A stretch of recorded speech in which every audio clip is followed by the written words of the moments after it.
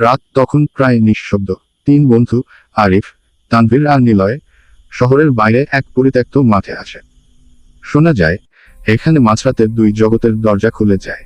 হঠাৎ মাটিতে আঁকা এক অদ্ভুত চিহ্ন জ্বলতে শুরু করে। কেউ কিছু বোঝার আগেই চারপাশ অন্ধকার হয়ে যায়। চোখ খুলে তারা দেখে চারদিকে ধূসর কুয়াশা, বাতাসে কান্নার শব্দ। আকাশ নেই, সূর্য নেই, শুধু অসংখ্য ছায়ামূর্তি। তারা বুঝে যায় তারা আর মানুষের জগতে নেই, তারা আত্মার জগতে ঢুকে পড়েছে। হঠাৎ চারদিক থেকে ফিসফিস আওয়াজ, ফিরতে চাইলে একজনকে থেকে যেতে হবে। তানভীর দৌড়াতে গিয়ে হঠাৎ অদৃশ্য কিছু তাকে টেনে নেয়। তার চিৎকার মুহূর্তে থেমে যায়।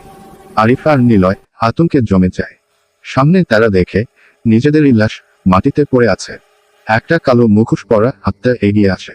সে বলে, তোমরা এখনো পুরোপুরি মৃত নও, কিন্তু সময় শেষ।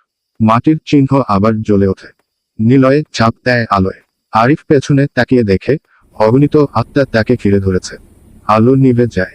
পরদিন সকালে মাঠে পাওয়া যায় শুধু দুই জোড়া পায়ের ছাপ। আর শোনা যায় মাঝরাতে এখনো কেউ একজন বলে, আমি এখনো এখানে।